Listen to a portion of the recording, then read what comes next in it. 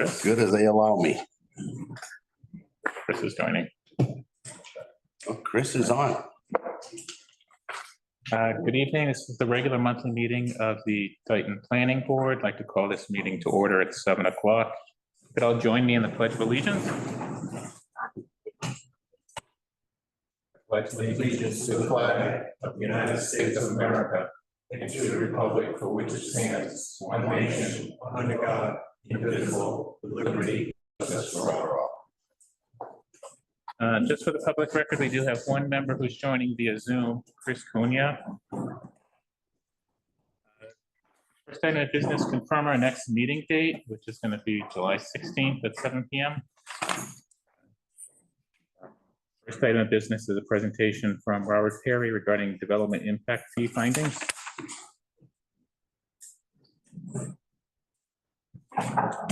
Thank you, gentlemen. I completed a report. Unfortunately, it's not the report I wanted to complete. But if you have an opportunity, I don't know, did you have an opportunity to take a glance at it? Yeah. Okay. Basically, I said in the letter that I submitted with the report that during my research, and it was extensive, and by the way, I need to thank Carrie for her assistance also in making contacts for me. That the task involved, legal and specific technical expertise. It was way beyond my capability to do. I would like to go over, if I may, some of the things that would be required to complete or to put on the books an impact fee. And it's basically three key steps. One is a home rule petition, one is a nexus study, and then finally implementing documents. If you go to the report that I prepared, you go to section 2 of the report, it talks about process steps. And in there, page 3 is how a home rule petition becomes law. And it's quite extensive. And I'm going to stop for a minute and say, in essentially all my research, and all really funneled into, this is a legal and technical process which you can expend the money. I don't know if you remember the old Fram oil filter commercials. The guy would stand there with a Fram oil filter and say, you could pay me now, or a blown engine, you could pay me later. And it's a matter of where you spend the money to get this done. If you try to do it, as I discovered in my research in-house, you open yourself up to any number of legal challenges by developers, starting right back day one when you tried doing it by yourself. Essentially, the research told me that the home rule petition should be put together by an attorney. It then has to be voted on by the board, an elected board, which would be you gentlemen or the Board of Selectmen. And then it requires the support of our local state senator or our local representative to present that home rule petition to the legislature. And the legislature then has to essentially do their legislature thing with it, and that may take a year. And then signed by the governor. And what this home rule petition is, it's a document that the state allows certain parameters or certain borderlines, I guess, in which you can collect fees and collect taxes, et cetera. If you want to go outside those parameters, and they consider an impact fee outside those parameters, you have to put together, again, this document for the legislature to say, Dayton, you can move forward with an impact fee program, okay? But again, they're allowing you for that very specific purpose to go outside the normal taxing and fee structures, okay, established by the state. Do you have any questions on anything so far?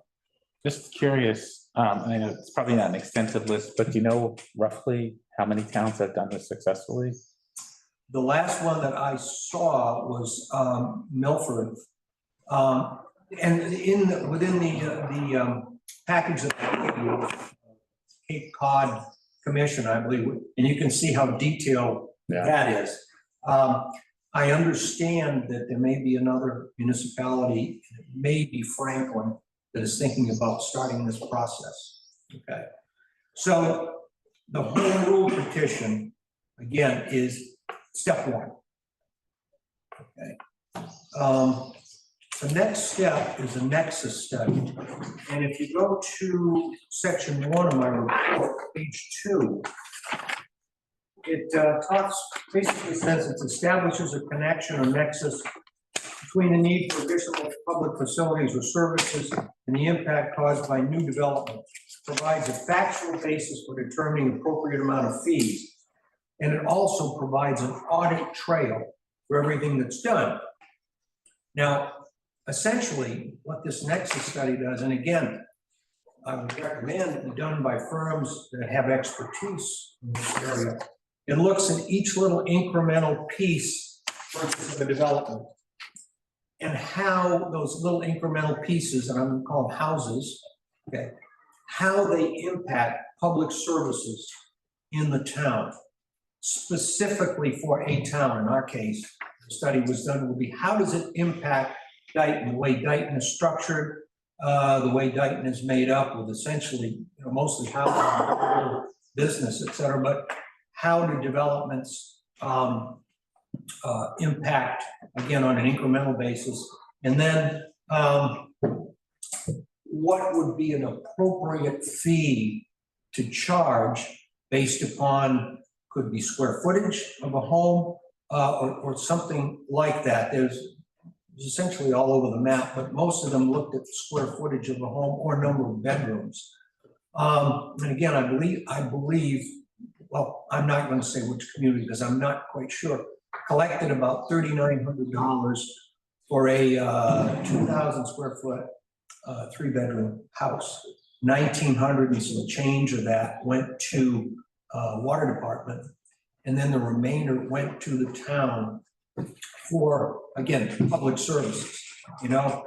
Every time you put up a house in a development, what increment needs to go towards fire, police, highway, recreation, conservation? Okay, that's what the Nexus study does. And again, it's prudent to have this done by a professional firm, with the ability to do this.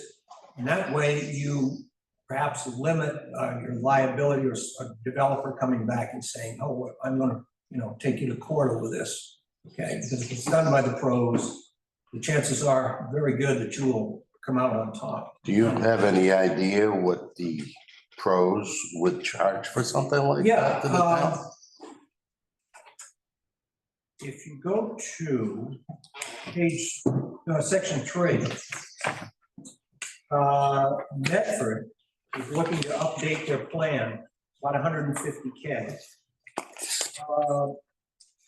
Was 60K in the mid 80s. We've seen, it runs depending upon the municipality. I saw as low as $24,650 up to, and I'm sure this would be like like the city of Boston. It wasn't specific, but could run from 75,000 to 202 million. Okay, but on the, well, again, I'm just on the city, but the low end, and I suspect we would come in at the low end, maybe around 75, or, 75K. So the town would have to pay for that. Correct. Any other questions on that? No, just a And then comment, there's one- just a yeah. quick comment to Carrie, actually. I know Chairman Cavallo was very interested in your feedback and would like to explore it. I don't know if this is in the wheelhouse, completely outside of the bounds of what Weston and Sampson we pay them for today, Right. but is this in their wheelhouse? And if so, is it something you could just broach with them Yeah, so we can get a feelers about, are they one of the pros that you mentioned that are capable of doing this only because of their experience with the town? So just wanted to throw that out. Any other questions? Okay. And then finally, the implementing documents. If you go to section 2, page 2 of the report I submitted. Basically, documents have to be very specific. They have to describe in detail all aspects of the impact fee. And I put in that model impact fee bylaw from the Conservation. But basically, the implementing documents have to say, okay, when you collect, has to be so much is going to go to fire, all related back, by the way, to your home rule petition. How much is going to go to fire?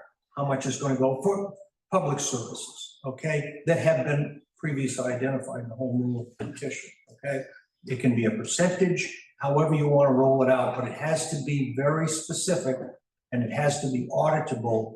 For instance, the state auditor came in and said, okay, you said this, did you do that? And you have to be able to prove that you did, okay? But that's, to me, that's,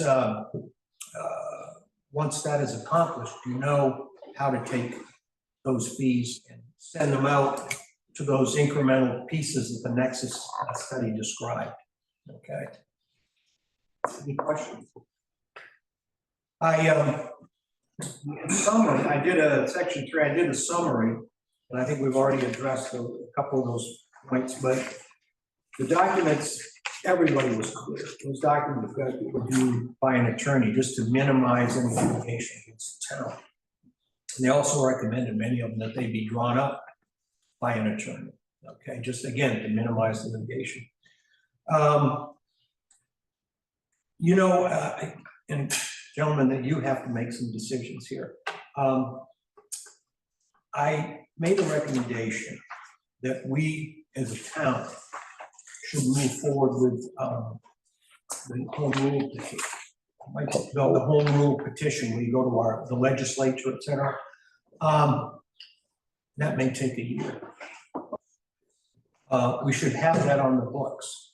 And I was going to recommend, and again, perhaps you could, if you don't have funds available, you could maybe request the funds, maybe at the special town meeting, okay?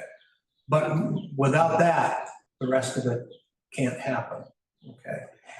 And here's where the balance comes in. When you're looking into the future, you know, you have all these documents in front of you and all these plans and proposals. So I guess the question becomes, when you get, you know, the cost figures, for instance, for the home rule petition, for the Nexus study, et cetera, for the implementing documents, at some point, it's going to cost money. And I think, and I'm not in a position to say, you know, at what point in time do we break even and move forward? But that'll never happen unless we start moving forward with this. And again, my recommendation at this point is move forward with the home rule petition. And quite honestly, I don't know, you'd have to obviously discuss it. If you were to request funds, let's say, in the special town meeting, which will happen sometime this fall, and obtain those funds, I'd be happy to, again, work with you, with an attorney, et cetera, under the same conditions as I put this together. It was my intent to do this whole thing for you. And then I just, the legal traps are, it's a legal field of landmines, okay? And I don't have the background to do it, but I would certainly be I'd like to be a facilitator if the board wants to go that way. And that's it, gentlemen. You know, if you decide to move forward, I would, again, love to be a facilitator because I think this is important, but we probably should do it right the first time. Somebody has to be, and that might as well be you. You started it. Yeah, no, again, you know, I would, if you were to obtain the funding, you know, to go through this, I guess if you were, your attorney, I'd love to facilitate it, you know, act as a go-between, because I think it's important. I mean, you know, it's not, as I said when I started this thing, it's in my mind, number one, town needs money. Okay, no ifs, ands, or buts about that. And we needed to support those public facilities, those public services, that come into play. And it's just not fair in my mind that, you throw up 70 houses and, somebody that's lived in town all their life, again, pays the first cost. And again, you might say, well, it's only a few pennies. Yeah, but those few pennies add up, okay? It's a small incremental cost, but they add up to pretty significant money, okay? And that's why I feel this is important. Any other questions? Just to thank you very much for doing this, yeah. Again, if you decide to move forward, I'd love to be a facilitator, and work initially with attorney, with the board, and see how things go from there. Are you going to be making the same presentation to the Board of Selectmen? I didn't schedule that Okay. until I was sure I spoke with you gentlemen first. Okay. Do you need anything else from us No, at this point? No, I do not. As I said, if you as a board, want to move forward with starting the home rule petition, and I don't know what legal financial status looks like on your board. Oh, we got millions. But if you decide to do that,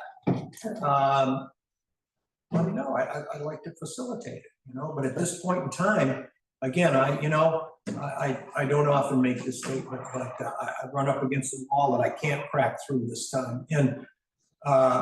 And I think it would be foolish of me to do that, because I think we would open the town board up to challenges, let's put it that way, by developers.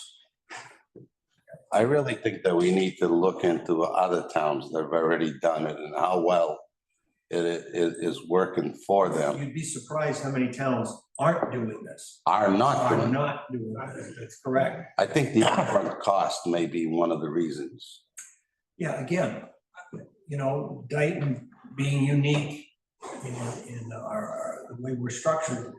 Again, it's gonna cost money, but you gotta spend money to make money, and it's just, how comfortable is the board? What's down the road? I mean, are there 200 houses, down the road, where we could. What would be the difference of you doing it the way you're saying and just raising the costs of doing business with the town? In other words, we raise our fees in different departments. That's just another way, and we don't have the upfront costs. I think this is something that we should all discuss within the boards. I agree. And then see which one is the best way. I think the upfront cost is a big, in my mind. That little thing that I got up here is what I see being an issue. But Here again, I agree. There are multiple ways to look at it, and this was, just one, but certainly raising fees. Yeah, that's the quickest and cleanest, in my mind, solution. Yeah. But I just want to give you another option. I will say that raising fees, if you raise it too much, you get to the point where they're going to say, you're not raising fees, you're taxing us. And we do not have permission to impose taxes unless it's a home rule petition. That's a tax that's been granted to us by the state. But if you just arbitrarily raise fees to something that's unreasonable, then it's not a fee anymore. It's a tax, and they'll challenge it and probably win. That's what that home. There are upper limits, yeah. again, I'm not saying that I don't agree with what you're doing. I like it. But at the same time, the upfront cost is gonna be something that's going to be, But we don't know really how much that upfront cost is, we don't know. No. But it's, but maybe we that's should why find out. I asked the question, Right, and he said it could be somewhere around 75,000. Is there grants available for any of that? I spoke with Serpent during the Cow Chip Festival. They had a table set up out there. And they recommended that you get in touch with them. The two gentlemen that were there, their expertise was in like helping with bylaws, et cetera. So they didn't really have an answer for that one. Yeah. I'd like to say this, I don't mind to cut you, sorry, I'm cutting you off, but sewer has a type of impact fee, and I'm gonna double check on it exactly what it is. But it's about $1,500 for each home in a subdivision to hook up to sewer. And I'm pretty sure, but don't quote me on it, but any bedroom over 2 bedrooms is an additional $500. So I don't know how sewer set that up, and I'll find out. But it's a legal way that it was done. So like Forest Hills, if that ever comes to fruition, the sewer department's gonna make a lot of money on all those homes. Unfortunately, the town is gonna get hit. But it is a form of impact fee. I would suggest, And we have a big agenda tonight, and we're gonna be here a long time. So I wouldn't mind moving this along. if I may, I'll finish with this one. Okay. If you elect to raise fees, I would suggest that you might want to consider how you want to, what would be appropriate to apportion those fees, the services, et cetera. And I know it'd just be we'll do that, but it's going here, here, here, here, and here. Right. These activities, these public services within the town. Just a suggestion, again, from all the reading that I did. Okay. Thank you. No, Thank you. I appreciate All it. right, if I make a motion, Dan? Sure. I'd like to make a motion to take this under advisement until the next meeting when we have a full board. And we can discuss this, possibly have a joint meeting with the board, but my motion would be to table this until next. I'll second that. We have a motion and a second. Any discussion? All in favor, say aye. Aye. Aye. Chris, are you voting? Thank you. Aye. Thank you. Thank you, Chris. Next item on agenda is David Wilson, 1297 William Street, map 12, lot 20. Approval not required application.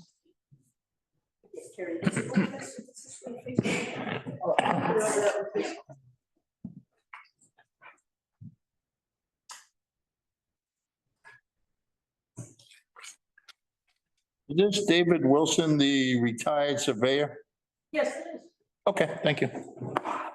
Rachel Smith from Oak Hill Engineering, representing David Wilson, the retired surveyor, 1297 William Street. So what we're proposing here is to leave his existing house on lot 1, which would be 2.719 acres with the frontage on William Street. And we're just creating a non-buildable parcel of all the excess rear property, which is 10.038 acres, which he's planning to convey to an abutter that comes in off Center Street. So it'd be non-buildable until, of course, it gets conveyed to something else, and we don't know. I reviewed it. I didn't see any issues. I don't know if anybody has any questions. No? If not, I entertain a motion to approve. I'll make that motion. Second. Second. Any discussion? All in favor, say aye. Aye. Aye. Motion approved. Thank you. The next item is for Scott and Melanie Lamontagne, 509 Fresh Meadow Lane, map 2, lot 4-9, and Suzanne Andrews, 1680 Maple Street, map 2, lot 2-01. Approval not required application. Good evening, I'm Bradford.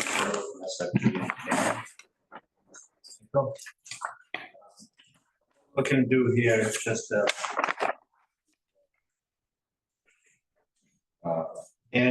Miss Andrews is gonna convey this 162 square feet with 42.57 feet of frontage through Scott.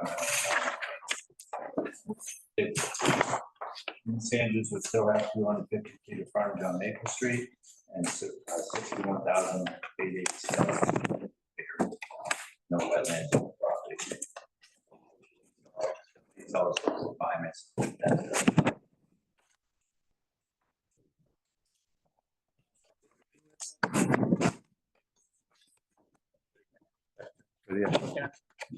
Zero. No? If not, somebody would like to make a motion to approve? Make that motion. Second. Any discussion? All in favor, say aye. Aye. Aye. Aye. Approved. Thank you very much. We're on a roll. Let's get Yeah. moving. Let's get. Hang on. Yeah. I'm gonna have, that's the one you just approved.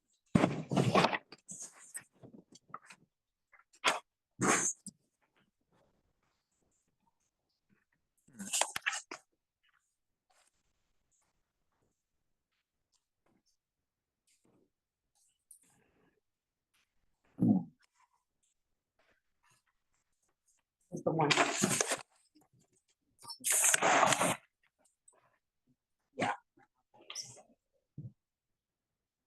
Did you guys sign? This is our paper copy for the second one that was approved. Thank you.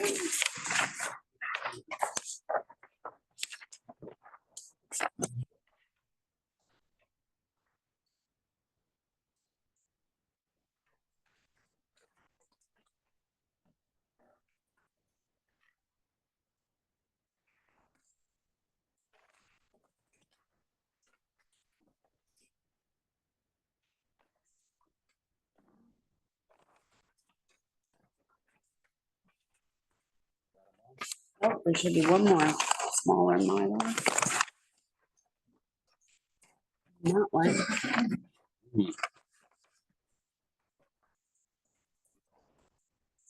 Where the small- oh.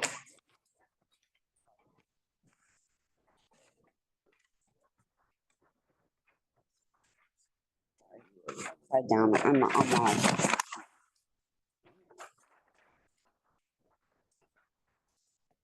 That's my. Oh, you did? Okay, I'm sorry. Sure. I'm all out of order now. The next item on the agenda is 0 Elm Street LLC, 2231 Elm Street, map 20, lot 84-4, site plan review.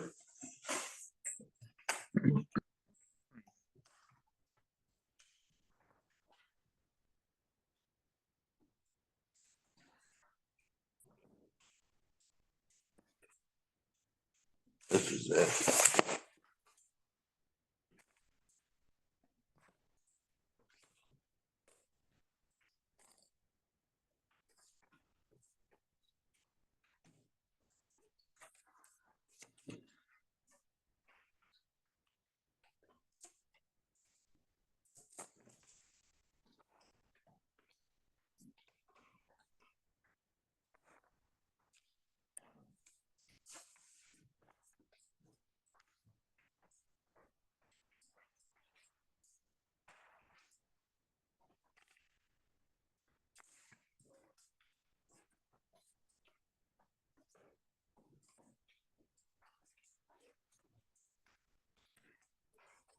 Good evening. For the record, Mauser from Zenith Consulting Engineers. So we're here before you for a proposal, a by right proposal off of that's known as the property known as 2231 Elm Street. It's what's known as map 20 lot 84-4, and the property itself is about 27.82 acres in size. It lies within the industrial zoning district in the town of Dayton. The property is not located within any flood zones. It's not located within any natural heritage endangered species areas or any other overlay districts. The wetland line that you see before you on this plan.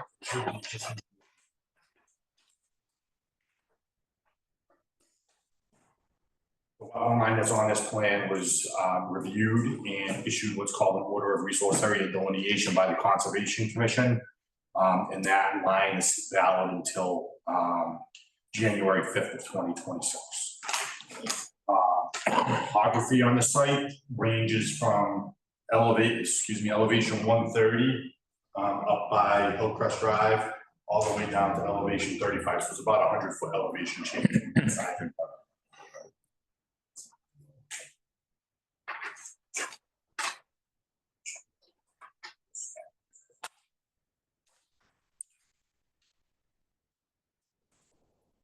As the board may be aware, I believe you were all on board at the time.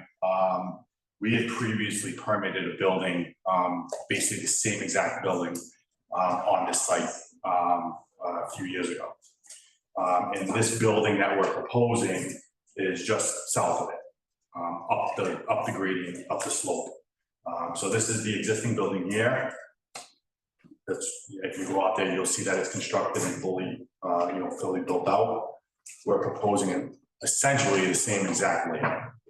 Parking, grading, parking, building size, which I'll get into. So this is for the construction of a 7,200 square foot storage building, which is 60 by 120, so 60 foot wide by 120 feet. It has 4 paved parking spaces and a 30-foot paved access way, which accesses around, which is this hatched area here, which accesses around the entire building. This, again, as I stated, this is basically an exact replica of the previous one that was permitted on the property. The stormwater basin has been proposed, which is just on the northerly side of it, down gradient.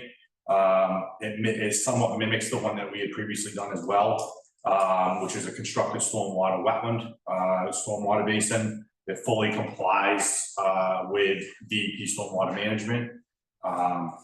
We have since, one of the requests at the last meeting or at the last one was to have fencing around it, which we have proposed on this proposal as well. An erosion control plan.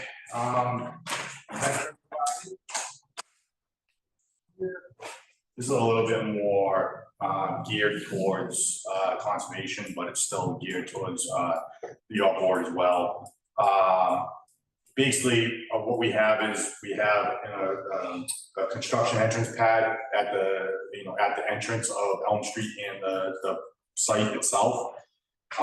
We also have silk sock wrapping around all the down gradient sides of the work to limit any erosion during construction and after construction.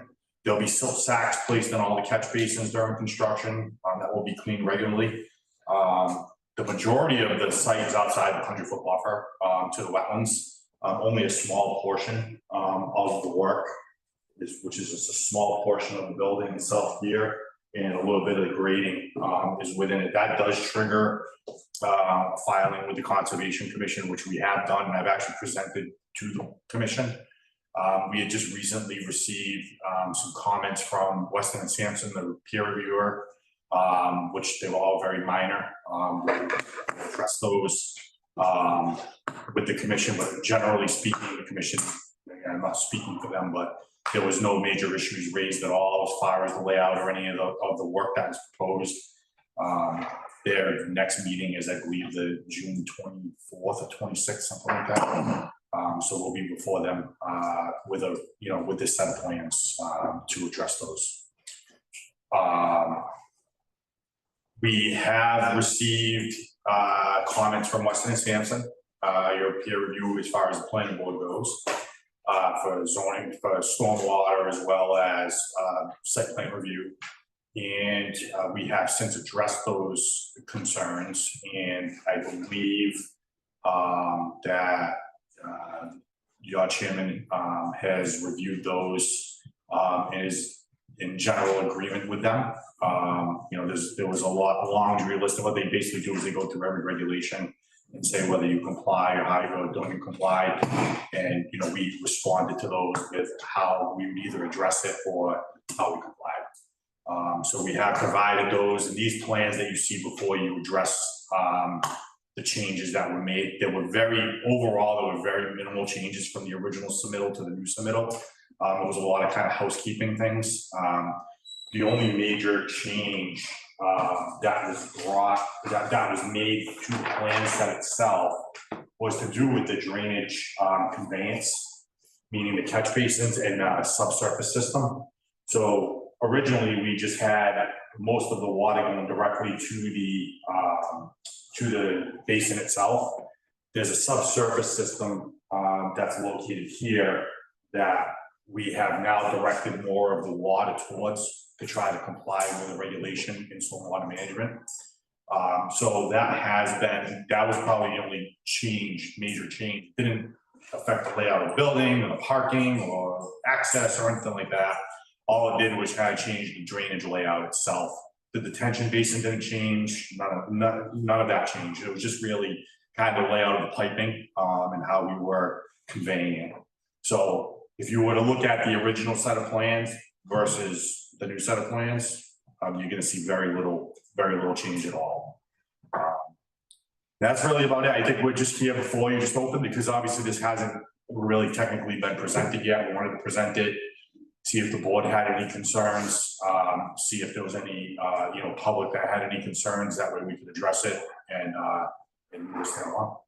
I'd be happy to answer any questions that you have. Anybody have any questions first? Will there be any additional cutting of trees? Yes, so in the rear here, right now it's cut to the 100-foot buffer. Yeah. Which is essentially here. There'll be a small amount that will need to be cut in the back there, which is what we're going for approval for from the Conservation Commission now. Right, right. Now, originally when the first project was done, they cut that lot, and I don't believe that was in the plans at all. Cut what lot? The lot where you want to put this building now, all those trees were cut that were not on the original plan. And when I asked about it, somebody says, well, that's going to be a layout area. But I don't recall, and I could be wrong, but I don't think I am, that they just cut those trees without it ever being on a plan. So my question is there any other further work gonna be happening on that piece of property? And it's quite a big piece, right? 24 or 25 acres? That's correct. 27. So they're only using a small portion of that land. That's correct. Do you think that they would be willing to maybe put some of that land in open space and recreation, or in chapter land, or to protect some of that land for, I talked to my client about it. Yeah. I know there are some future, again, it's an industrial use, industrial piece of property. So there is more availability to do some more work up, in the southerly portion of it. As far as the clearing goes, what was done was there was what's called a SWIP, a stormwater prevention plan that was provided. It wasn't prepared by my office, but it was prepared. It was prepared by a company, I believe, MBL, is it Jen? MBL. MBL Land Development had provided what's called a SWIP, and that was given. That's submitted to EPA as well as conservation. And that was when they cleared the land, that was what was required to be able to do it. It's anything over an acre of disturbance. Right, and I noticed when I was reading through the packet that you said that the only trucks that you planned on having coming in there was nothing bigger than a box truck. That's correct. But what about people that are gonna be delivering the materials there? Are they coming in box trucks, or are they coming in bigger trucks? No, they take the jobs at their site, and then they bring them to their site that Eman does. They bring it to the site and they put it and they supply it in that building for the. So there'll be no tractor trailers. There's no tractor trailers. You're gonna show me that and the residents. I'm sorry. You can assure us of that and the residents? Yeah, so there'll be no tractor trailer deliveries. That's what I'm aware of. Yes, Yeah, tractor trailers are coming into Eman, and then the Eman. Yeah, they're gonna come to the 44 facility. On Winthrop, yeah, and then the guys in the shop are transporting them. Okay, so basically what I'm asking, if you're gonna be cutting any more large swaths of land that are not on the plans, we'd like to know about it. And, I would like to know if the Eman family, if they have any other further plans for that property. Or are they willing to put some of it into, open space, recreation, whatever, or put it into chapter land? That's a big parcel of land to pay and commercial-based taxes on. So, if you put it into something else, the taxes would be cheaper. And the end of that property, I don't know if you're aware, but is the most gorgeous view of the Taunton River, right? If you walk to the end of that property, the view, you wouldn't even think you were in Massachusetts. We're Beautiful. I've been there. very much aware of it. Yeah, all right. So it's a prime piece of real estate. It would be nice. I'd like to see it stay in the, the public's hands. Maybe a portion of it. All right, let's be good neighbors.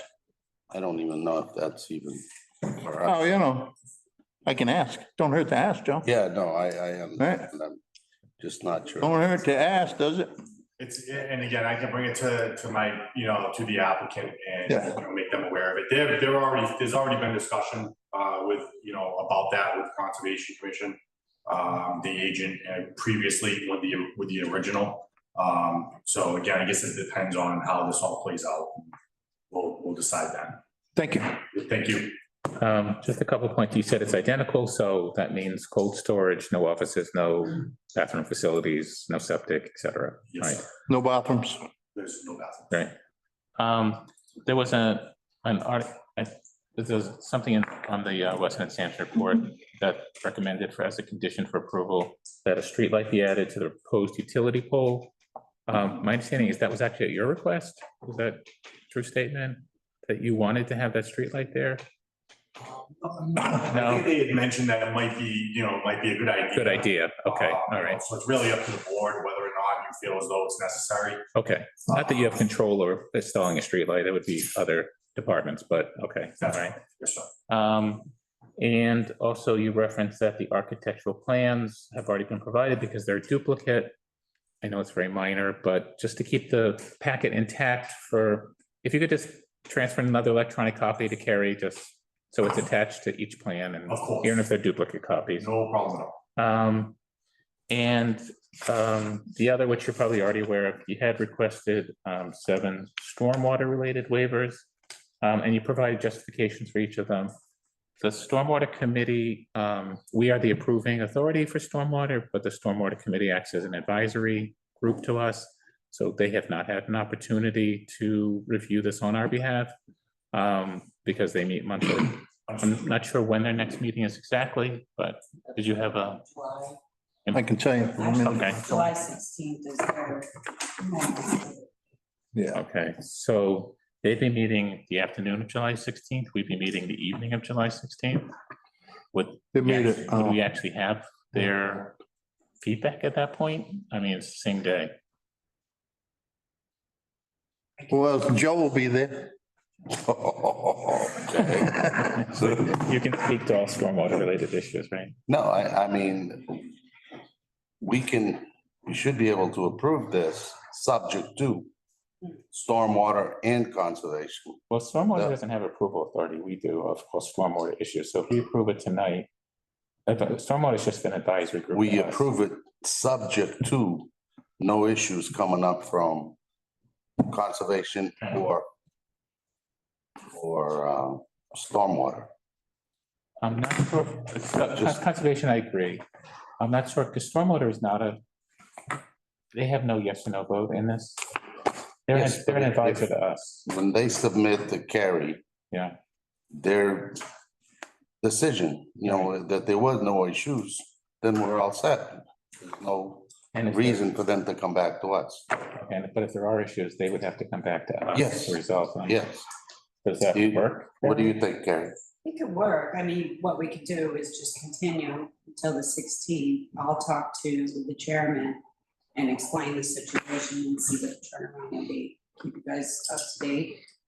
And then, if there's no major issues or anything, she could say it's just a formality. All I'm trying to do is to avoid another, Come back, yeah. not that I don't like it. No, they gotta come back anyway. Woody, It's gonna be on the same night, the stormwater, that's what. you in agreement with that? Yeah. Okay. So do you have any objection to this being continued to the 16th with the? No, because I would recommend, I would agree that we need to get conservation, at least one more meeting, make sure, even if it isn't approved, we'll have a better feel for where we're at with it.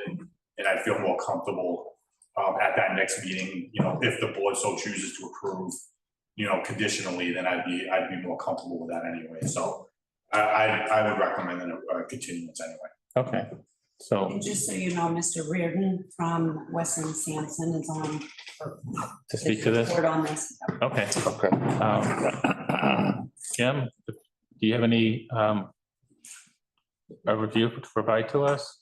Sure. So thank you very much for the opportunity to be here this evening. If I can share my screen, I'll just go quickly through the items that we had and reviewed with Chairman Carl Caravella.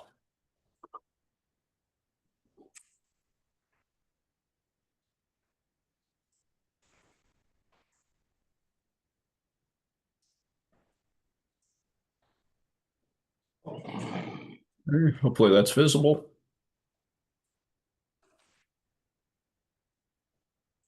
So one of our comments had to do with a photometric plan and was essentially to include additional details as were listed in the peer review. Subsequent to that, the applicant provided additional materials and your chairman took a look at it. And we understand that the planning board has accepted that level of detail provided, and we have no objection to that.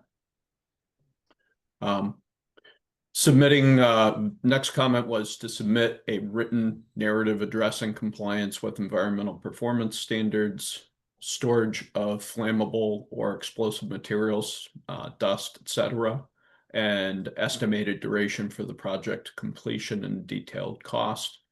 The applicant has confirmed that the only anticipated waste from the site is packaging and plumbing materials such as piping.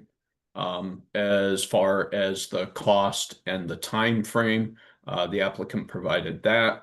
Your chairman found that that those responses were adequate. We don't disagree with that. And so we believe that comment's resolved.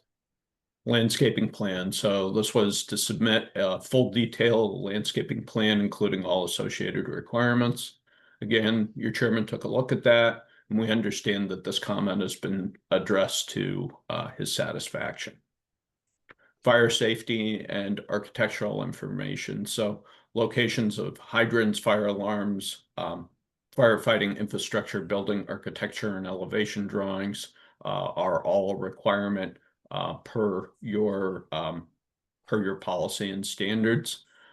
We understand that this comment has been addressed to the planning board and the fire chief's satisfaction. Development impact study. So the comment was to submit a DIS as required by the planning board. We understand that this comment has been addressed and accepted by your planning board chair. Storage use description. Again, this really echoes the comment earlier about materials that will be stored at the site. We understand it's packaging and plumbing materials such as pipe, and that the level of detail provided in that was adequate to the chairman's acceptance. And so, again, we have no disagreement with that, and we find that to be acceptable. Last few items here. So site grading, there's a steep slope on the site, 1-to-1 grade, and originally it was proposed to be managed with seed and loam. We made comment on that, and the applicant has proposed to change that to riprap. We believe that'll stabilize the site. That was the conclusion of your chairman as well. And so this approach should be acceptable. Stormwater, we understand that the planning board has deferred further review as needed to the Conservation Commission and the Stormwater Committee. We certainly have no objection to that. Our comments, as the applicant mentioned earlier, the applicant's engineer mentioned earlier, were generally fairly minor ones. So that seems appropriate as well. Vehicular access. So confirm the maximum vehicular size and turning radius plans for the fire trucks. The fire chief found that there was adequate access at the site. And again, we wouldn't disagree with that. maximum vehicle size. So that was indicated by the applicant was a box truck, I believe. And again, we have no particular technical concerns with that. Just glad to have the information. So all that said, we feel that the comments have been adequately resolved. Turn it back. Thank to you. the pleasure of the board. So any other Thank you. comments before we make a motion to continue? I don't have any other Somebody comments. make a motion to continue this to our So move. July 16th. So you don't want to approve it now. Subject to, Motion's continued. okay, I'll make that motion. Or seconded, rather. Oh, second? Second, okay. We have a motion and a second. Any discussion? No? All in favor, say aye. Aye. Aye. Aye. The ayes have it. Thank you. Thank you. Have a great night. The next item is a public hearing for TNA Realty Trust, 0 William Street, map 21, lot 20, special permit and definitive subdivision application. Do I have a motion to open the public hearing? Yeah, Continuation. motion to open the public hearing. Second. We have a motion and a second. All in favor? Aye. Both the ayes have it.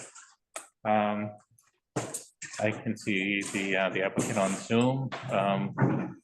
If you wanted to give us your presentation and we can ask questions. For the record, my name is Bob Rigo. I'm with Riverhawk Environmental. We're the civil engineers for the project. This project has been in front of the board several times. We received 2 levels of review from Weston and Sampson. Responded to both of those. I believe the second review letter, we responded to all of the comments. There were a few minor comments that I'll quickly go through what they were and how we addressed them.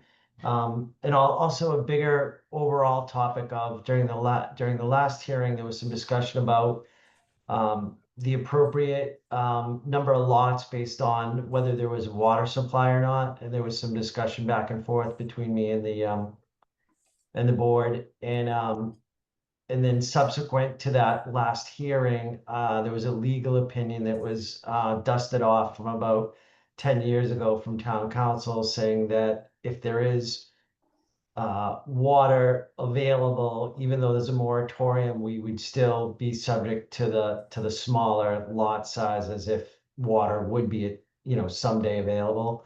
So we've maintained the configuration as it was originally presented, as if we will be able to obtain water sometime in the future. So with that, there was a few minor comments, one which were related to that.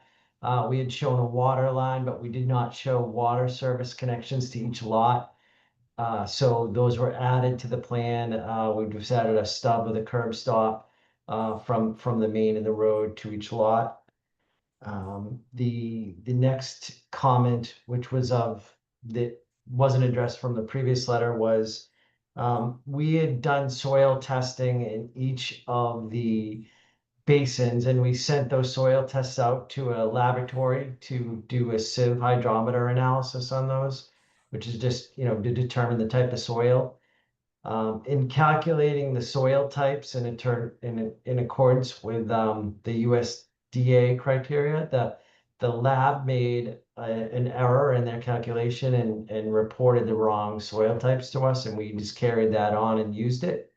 That was identified by Weston and Sampson. Excuse me. So we corrected those soil types and reran the drainage calculations using the correct soil types. It did not result in modification of the basin size or type or outlet controls. We're able to basically keep what was there as presented. It was just a change to show the correct soil types and then to use those correct soil types in the stormwater calculations. There was minor issues relating to lighting, which I did discuss with the board during the previous hearing. that our proposal was to have an individual lantern on each lot, which would be responsibility of each lot landowner. That those lanterns would be installed, and there'd be a requirement in the homeowner association requirements to install and operate those lights. There'd be a small bond kept from each thing when they built the house, and then when they put the light in, they would receive the bond back from the homeowners association. And then they would be responsible for the electricity to light the lanterns along the roadway. We added notes to that nature to the plans and some few additional details. Other minor things, we'd originally shown a 2-inch caliper on the street trees. We modified that to be a 2.5-inch caliper to be consistent with the Dayton requirements. The final comment probably that was technical in nature was, one of the requirements is when you do have an on-site well that you provide a test well to demonstrate that there'll be enough yield from that well, that there'll be at least 5 gallons a minute from the well. So what we're proposing is prior to construction of the subdivision that we install 2 test wells that would be in locations of potential wells on these lots, and determine that there was adequate yield from those wells prior to construction of the subdivision. And the remaining comments were all related, just put back to the board for they were either construction period comments, or they were comments for the planning board to consider whether they want to condition the approval of the subdivision. So they really didn't require a response from us to the comments. And that's really it. That's where we're at. We have submitted these plans to the Conservation Commission. We've been in front of them. They've asked that the plans be reviewed separately by Weston and Sampson for relation to the Wetlands Protection Act and the local stormwater bylaw. So though that's been funded, and we're waiting for comments from Weston and Sampson. But I don't suspect there'll be too many, because they did a thorough review of the drainage and stormwater for the planning board. Do we know, you said you're waiting on the Weston and Sampson review for Conservation Commission. So it's not on their agenda for a date. They're just, once they get the reviews, they'll schedule. We are on the agenda for this month, the 27th, I believe. 27th? I believe, don't quote me, it's at the end of the month. I know it's very Okay, close to the end that's of the fine, month. yeah. But we have not received the comments from Weston and Sampson as of yet. So I just had a couple items to discuss. One was the question about streetlights versus lanterns. I would like to finalize what the board wants to do there. I know, Chris, you had brought that up originally. I don't know if we'll have opinions. He's proposing lanterns. I know, Chris, you had thought that streetlights may be more appropriate. Joe, if you had an opinion. No, just as long as they're, as long as everyone is taking care of their own lights, and we don't have a neighborhood with, let's just say 8 out of 10 working, or 6 out of 10, but I don't think we decided there's really, I guess that'd fall on the HOA at that point. I'm concerned that if people let them go, that road could go on the dark if people don't maintain them. That's my only concern. So you in favor of I'm not, streetlights? yes, I am. Okay. So none of these streetlights will be tied into the grid?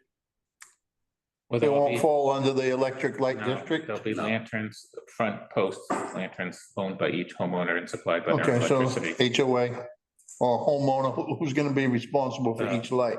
The homeowner Each homeowner. The homeowner. with a restriction by the HOA to say, make sure you do it, but Are ultimately, they gonna have a HOA? yes. Yes. Okay. right. Good luck. So do we have a recommendation? It seems like, are you in favor of lanterns or streetlights? Woody, it sounds like, Chris, could go. You know either way. something, it's an HOA problem. It's not our problem. Well, it's a public road, though. It will be eventually probably a public road. I think they should have real streetlights. Real ones. Okay, That's my view. so that would probably be the board's decision as a condition that streetlights be utilized instead of lanterns. That's fine with me. I just know, I mean, I've lived in subdivisions that we've designed this way and, you know, nobody wants a real bright streetlight in a small residential subdivision, generally, in my opinion. And the lanterns do work well and they're required by the homeowners association. I've done them in Norwell and. Once we let Pembroke. one, they're all gonna wanna do it. You know what I mean? I want proper lighting. I want street lighting. Okay. That's fine. Yep, that's sure. Yep. There were several requested waivers. I just want to call out a few of them because I think we may have had some correspondence from other town officials. You had requested a waiver on 4710, fire ponds and utilities. An easement for fire ponds and utilities across lots or centered on rear or sideline shall be provided and shall be at least 30 feet wide. Weston Sampson had asked that we get the opinion of our local highway department. I think, Carrie, we have some correspondence there. I do, in an email dated, Is this new concept? yes, June 4th, today, this afternoon, from Tom Ferry. Let's see, the first one. One of the trees, right? This is fire ponds and utilities easement. Did he reply to that? What are they asking Yes. for? So. They want the street narrower? No. So, okay, let me go back to if I can find it here. They're looking for a waiver on that one, that easement be provided for fire ponds and utilities at least 30 feet wide. If I may, Mr. Yep. Chairman. Sure, Yeah, we were looking for a waiver for 20-foot wide easements over 20 foot, okay, the water line, the looping of the water line and where drain pipes cross down property lines. I mean, they could be made 30 feet wide. We were just looking to reduce them to 20, which is fairly standard. And the idea that, you know, this is a conservation subdivision and we're trying to not eat up land and easements, and I believe that 20 feet's more than adequate to reinstall a water line or a stormwater line in the future. did you find the correspondence, Carrie? I did, so in the June 4th email from Tom Ferry, as to section 4710, we have no objection to the waiver request to a 20-foot easement. Okay, all right, thank you. These are just new items that were not in our packet, so I just want to make sure they're getting read into the record here. We also had a recommendation from Sampson Weston that we reach out to the tree warden regarding what they had recommended as a condition of approval about moving any trees within the existing town right-of-way, and that the tree warden mark off trees not to be removed.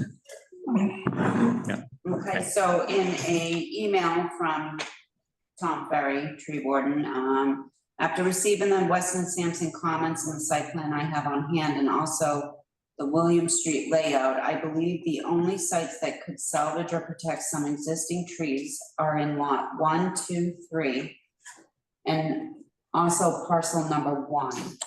And this is for the trees beyond the shoulder, but within the layout. The rest of the project will need to be replanted as prescribed due to the type of grading and disturbance anticipated. As for the William Street layout, there are no town-owned trees in that area of the project. So he's basically saying he has no objection to the waiver, or, No objection. okay, He went through and he said that the only sites that could salvage, protect some existing trees are lots 1, 2, 3, and also parcel 1. so does he want us to?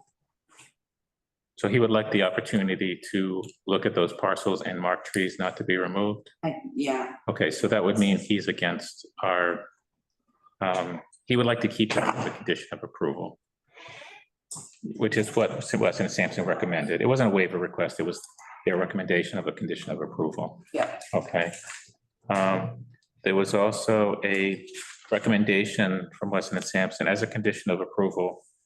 Don't believe this was a waiver. Yeah, as a condition of approval that regarding monuments on easements for stormwater storm drains. He had some feedback on that as well. Yep, so same email, June 4th, Tom Ferry, Highway Superintendent, as to section 4563. I concur with Weston and Sampson's comments on the monuments. Good, clear boundaries are important and need to be clear. This is also needed on the 2 easements for storm drains taking water from Alameda Way to the southwest drainage basin. If the abutting lots have good bounds along the abutting easements, then this should satisfy the need for bounds to the easement.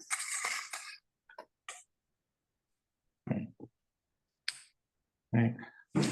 I did have one question on one of the requested waivers, which was for section 4443 about the test wells. So actually remind me again the number of units that are going to be installed here on the proposed subdivision. 20. The total number is 17. 17. 17 So, lots. Yeah. That section says that you should be doing test wells for every 10 potential lots. So you're doing 2, which would be plenty. So I assume that the waiver request is in reference to the confirmation of the yield being done at a later date. Is that? It's basically subsequent to your approval. So if you had approved it with a condition that we install the 2 test wells and show that they can each yield 5 gallons per minute prior to construction or at the initial period of construction, you know, just so you can approve it, and then we can go do the test wells in the location of 2 of the wells that will likely be on the site. Okay, so the yield will be done at the same time as the. The test yield well. would be done as soon as they're drilled. It would be done, and that would all be done at the prior to construction of the roadway. Okay, so there wouldn't actually be a need for this waiver if we did that. I'm sorry. There would not be a need for this waiver request if we were to do that. Because you'd be meeting the guidelines at that point. Right. Yeah, okay, all right. Yeah, but yeah, I don't know if you can approve though without us doing it. That was my. Yeah, we can, it'll just be conditional. It just wouldn't Okay, be. you can make that a waiver. condition. Yes. Yeah, yes. okay. So there are, let's see, several waiver requests here. 7 of which are related to stormwater. As I mentioned with the previous public hearing that we just had, although the planning board is the approving authority for stormwater, the stormwater committee acts as an advisor to us. We did confirm with them that at our last meeting that they had not yet done the review on this in order to give us their feedback. That was 2 weeks ago. And they have not had an opportunity to meet in those 2 weeks. So the question, and I'm putting this to the board here, is we have the option of either, this has been before us a few times. Weston and Sampson has given us their recommendations and found no issues with any of the stormwater waivers that have been requested. The applicant provided the justification. Weston and Sampson thought it was reasonable. Do we go with that, or do we say we really want the stormwater committee to have a look at this? In which case we would have to continue this to give them an opportunity to do that. We can't do it subject to getting their recommendations in favor of. The things, they don't give a yes, no vote on things. They're just an advisor to us.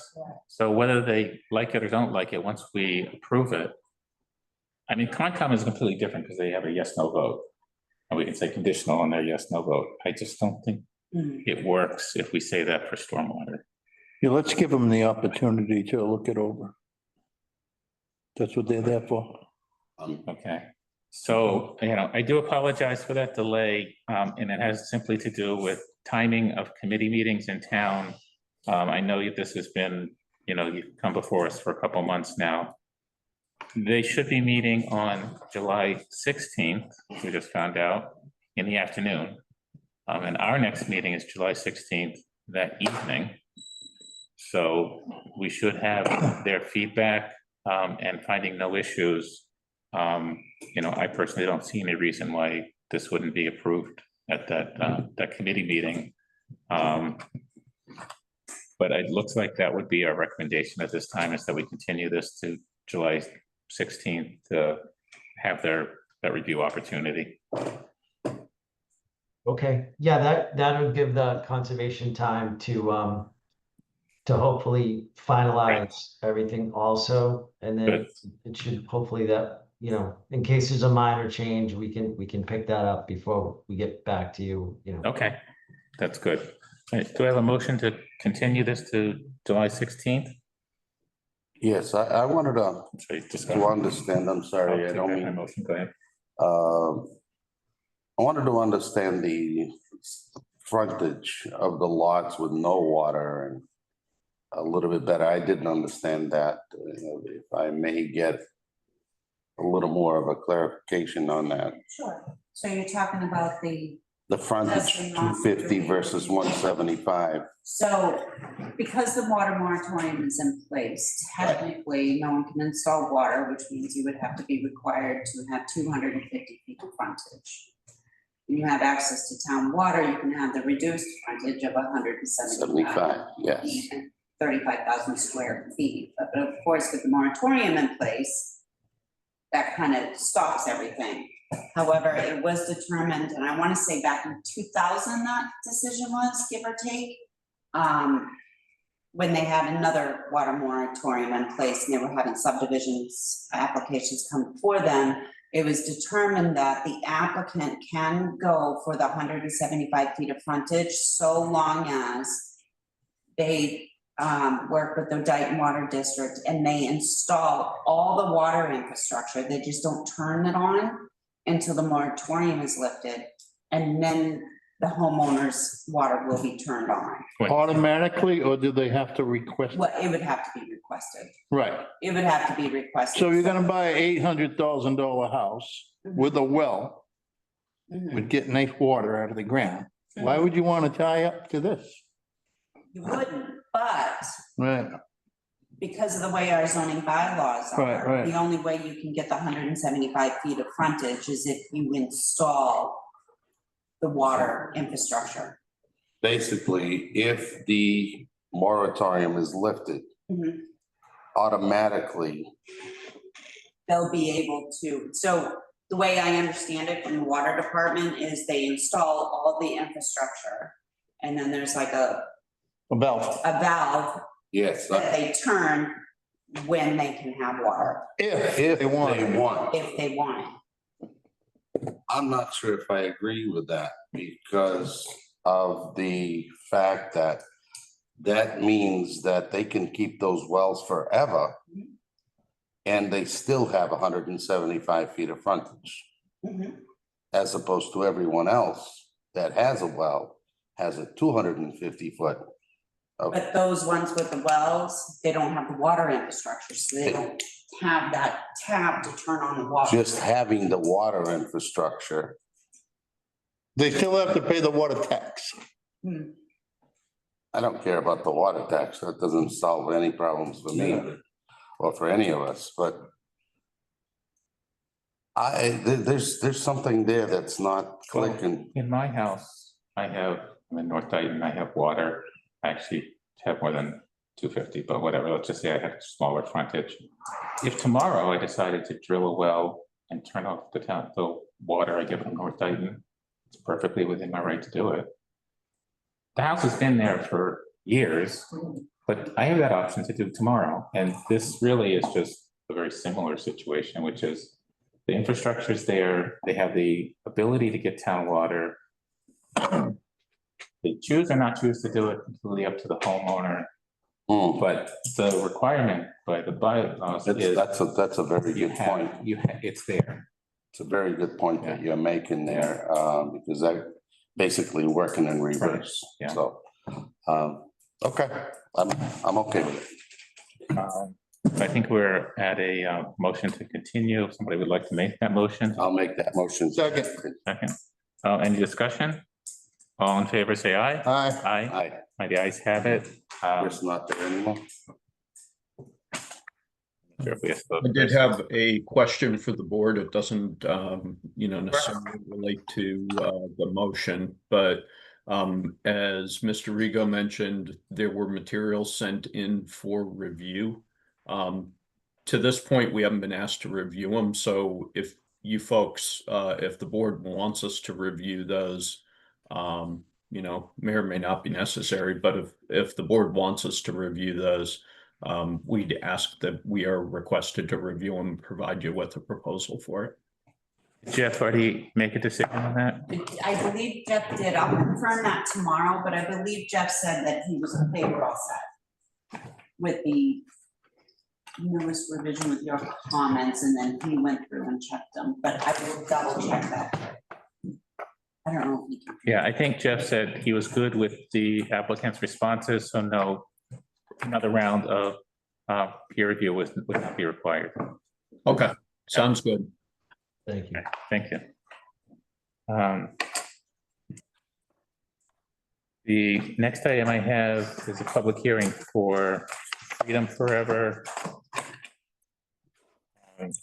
Solar MA LLC, 462 Brook Street, map 13, lot 73, special permit application and site plan review. Do I have a motion to open the public hearing? I'll make that motion. Second. Second, all in favor, say aye. Aye. Aye, nice have it. Like to make your presentation? Actually, Nope. I'm sorry, can I just have you read the public notice into record? Do I have a copy of that? I can get it to you. Okay, yeah.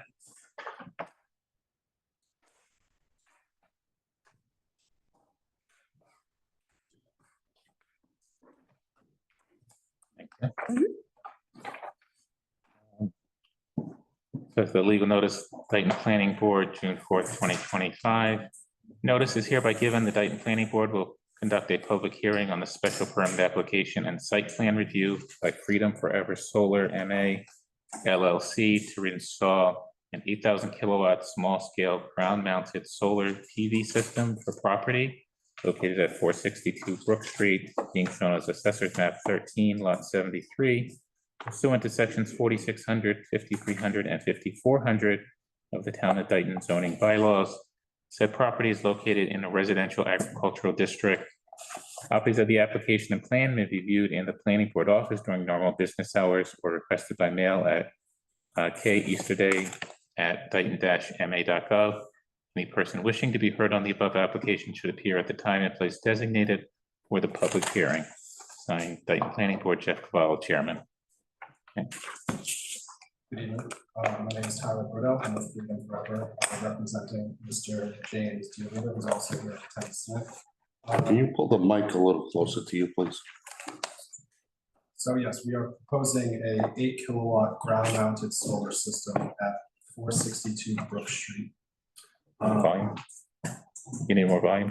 Yes. More volume, please. Speak up, son. Trying to set signal there. We are proposing a 8 kilowatt solar ground mounted solar system at 462 Brook Street. It's comprised of 20 panels. It is designed to sit in the rear left side of the property, about 90 feet behind his home and about 150 feet into the property line. As far as I understand, we're in compliance with the town's zoning laws, so I'm happy to answer any questions. Okay. One is you just said about 90 feet. I think on the plans it said slightly over 100 feet, which is important because that is the setback requirement From his home. from his home. I was just measuring the trench. From, Oh, I see. Okay, yeah, from his home. yeah, it's about 150, I believe. From Yeah. Okay. Yeah, and I don't know if there's a little bit of confusion in there. You actually had filled out that you needed waivers on the minimum lot size and the setback. But you are in full compliance with both of those, so there's no need for a waiver requirement. Maybe there's just confusion in checking the wrong box on the application, so, right. So I did review this, and I know Jeff Cavallo, the chairman, reviewed it. I don't have any issues. He did not have any issues. I don't know if people have questions for the applicant. No issues No. on my end. Looks good to me. Hearing none, we have a motion to approve. Whoops. No, I'm sorry, public input. My mistake. It's a public hearing. Does anybody like to speak to this? No? Any additional comments or clarifications from the board? All right, deliberate. No, I looked it over. I drove by there. It looked good to me. Good. Do I have a motion to approve? Oh, I'm sorry. You gotta go to the podium, sir. Yes.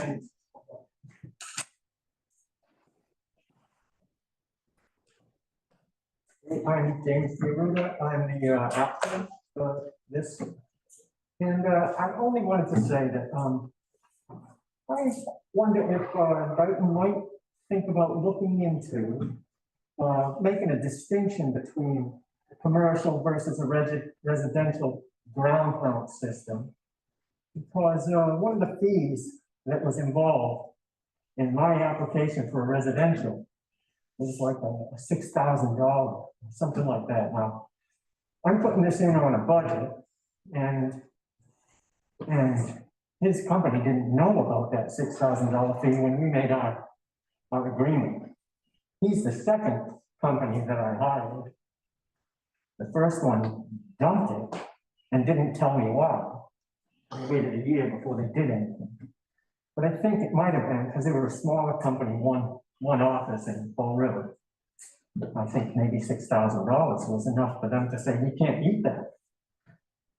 So I just wondered if it's worth considering maybe, because a person like me, if I had to eat that 6,000, it wouldn't even have been worth. I'd have lost half of the production I was trying to get out of there, which it would have put me out of it. I couldn't have done it. Now, to put it on the roof, I'd have to put way more panels because it's not pointing right where we want it to point. The efficiency is reduced. But also I have to put a $12,000 roof on my 225-year-old home. So it's working out for me. It's not quite working out for his company, but he's a huge company, a nationwide company.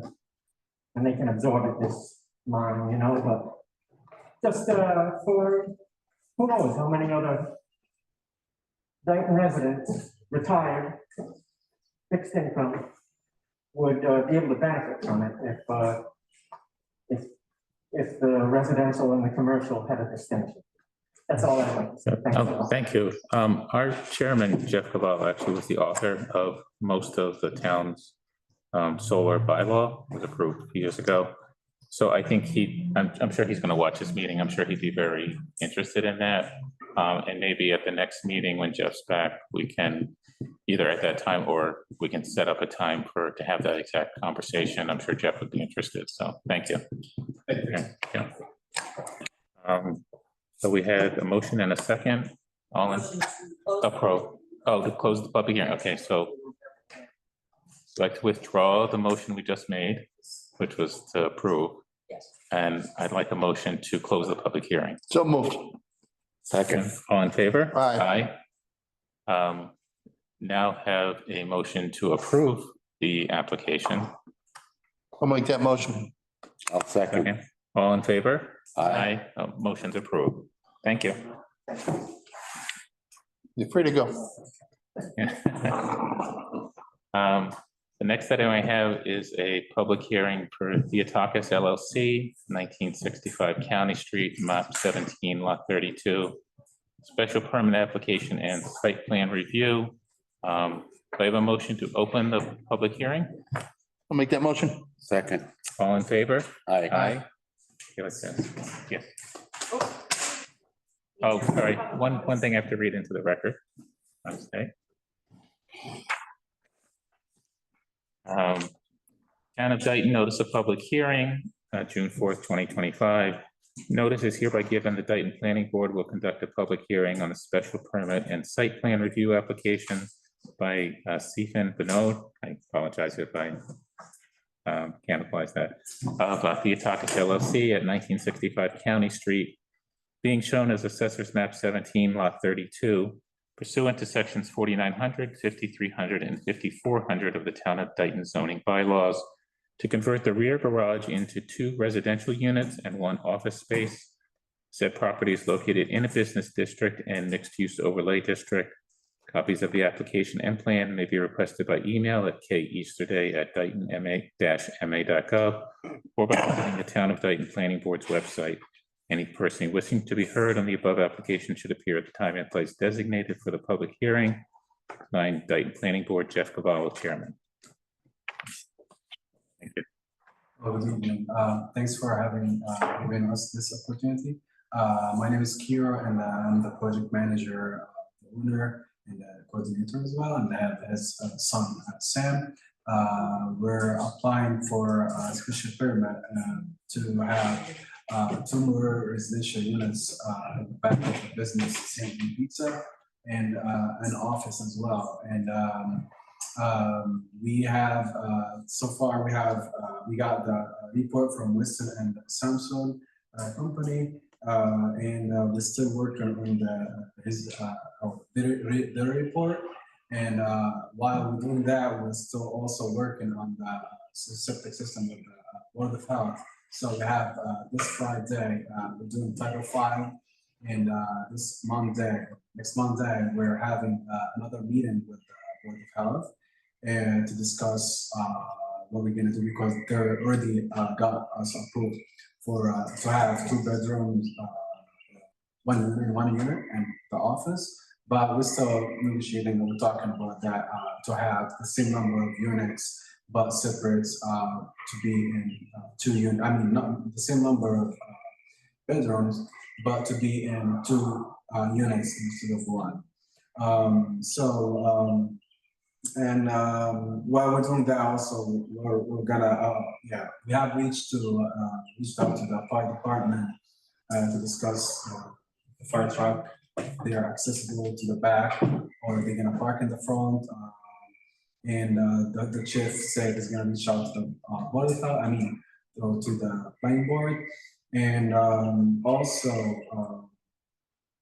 we're still working on the rest of the requirements that came from Weston and Samsung company, and we're asking for continuing for next meeting.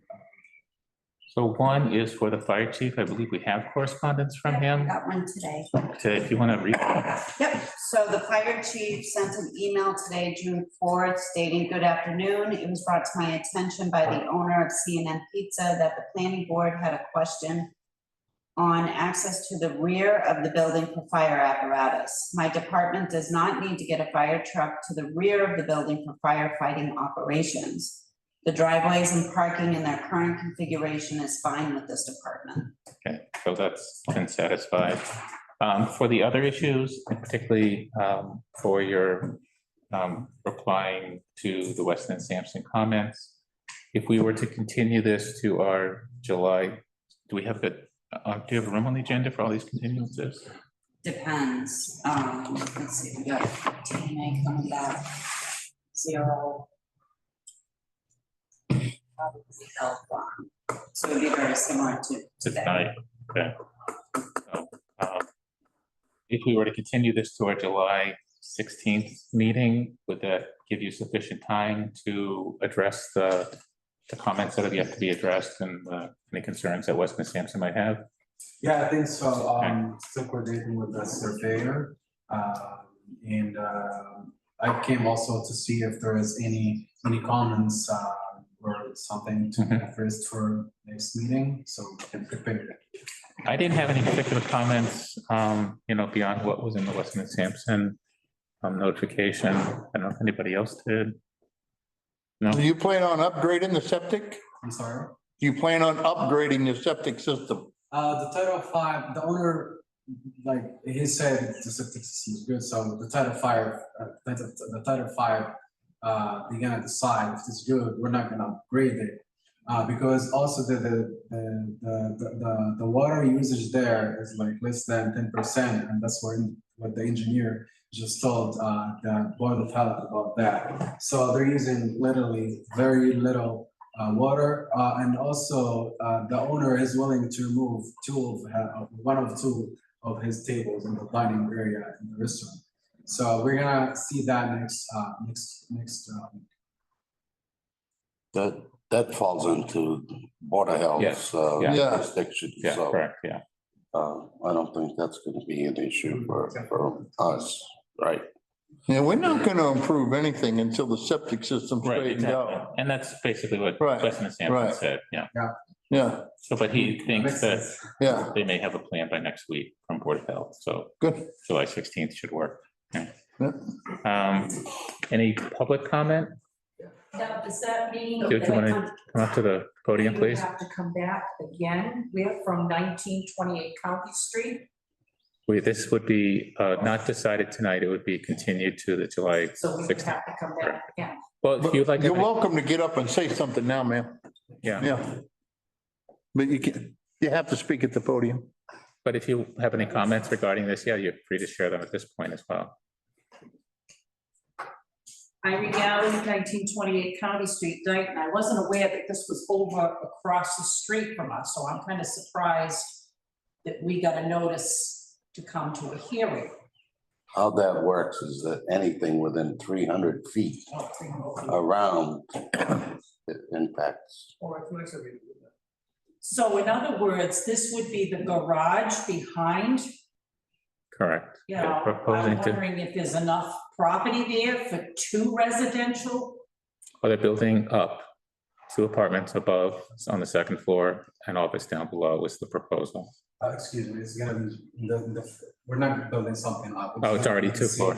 The same existing. Same existing, Yeah, okay, so sorry, it's- my it's mistake. On the ground floor. Okay, Adding some walls inside and off. oh, okay, So is that attached to the current business that he has now and not using the garage? It's not, the garage itself, we're gonna flip that garage, it's a ground floor garage, and we're flipping that into 2 residential units. So if you have 2 residential units, will you have enough water for the number of occupants for those 2 units? Yeah, sure, that's what. Besides the business that's there? That's what we decided now. But you still have to go through the Board of Health. Yeah. Regarding the sewage and the water. and we would only approve it pending their approval, so.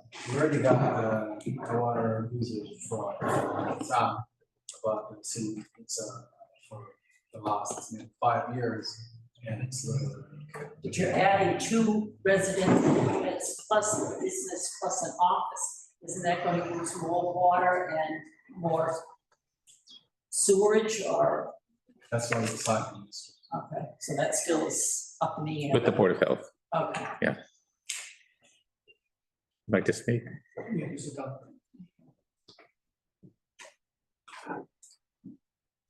I know where he's gonna put his apartments. That was a former garage at one time. Who's cleared that garage for hazardous materials? I'm Is sorry, there- what's the question again? Is there a concrete floor on that? Yes. Yes, Okay.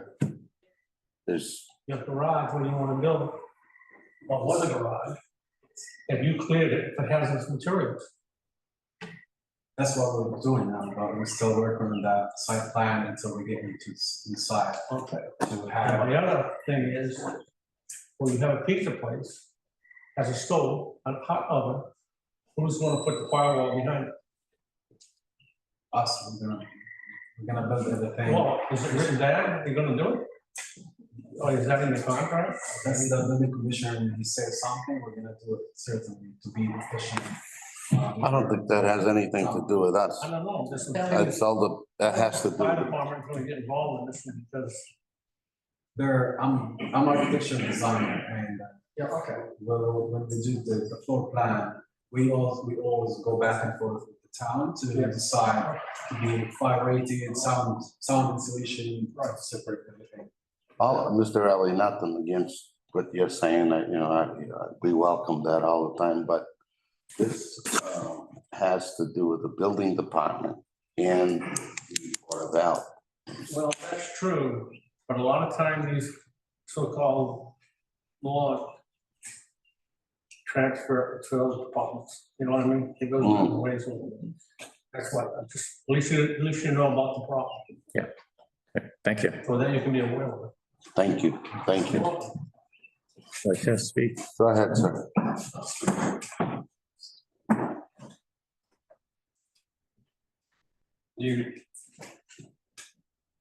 I just have a quick question. I answered it somewhat. My name is John King. I live at 1979 Somerset Avenue, which is actually behind the other side of Somerset Avenue. The railroad tracks go behind the house and they're quite deep. I'm curious, and I know it's a surge problem, but when it gets wet, there's water in that hole. Now, is he going to increase, are they going to increase the size of the septic tank? I lived in that house, so in one of the apartments, before I built mine. It can get rather messy. Yeah, I'm just curious if we're going to do any, how that's going to be handled. Yeah, the Board of Health will handle that, sir. They're the ones who are gonna look at their septic system. I just wanted to make a note of it. Yeah. Yeah. There's railroad tracks down there. Yeah. So the building department and the Board of Health will work together on Okay. stuff like that, at least they should. I'm pretty sure it's a formula that they use. They don't base on like, I used X amount of gallons of water last year. They base that on how many bedrooms are in the house, so how big the business is or whatever. So there's some data that they use to determine how big your septic system needs to be. I mean, you got the one next to Keyscape that's, 10 feet high. Is that going to be back there? Right, just the same way that Dr. Hoy's old office, you saw the size of that septic system. Okay, I just question. So I'm pretty sure that they're gonna have to have a new system too, but I can't determine that. That's not my job. I live, like I said, Yeah. outside. But I'd be willing to make bets. Thank you. Any other public input? Any questions from the board at this time? None? No? I entertain a motion to continue this to July 16th. I'll make that motion. Second, Second. all in favor, say aye. Aye. Aye. Motion carries. Thank you. I gotta go, good night, go. Keep it under 100. Seeing you, man. Next item for you is public hearing for Bell Farm Estates LLC, 0 Milk Street and 0 Council Oak Way, map 17, lot 109, 135, and 208. Special permit and definitive concept division application. This is a continuance from a previous meeting. Do I have a motion to open the public meeting? So move. Second. All in favor? Aye. Aye. Right. Thank you. Good evening, Kelly with CEC, along with the owner, Corbello. We were before you back in, I believe, May. We presented this 26 lot subdivision to you folks. Since that time, we have done Conservation Commission. We have gotten peer review back from Weston and Sampson for both planning board and conservation. We have looked through all of the comments, the technical comments that are received. I want to pause for 1 second, sorry.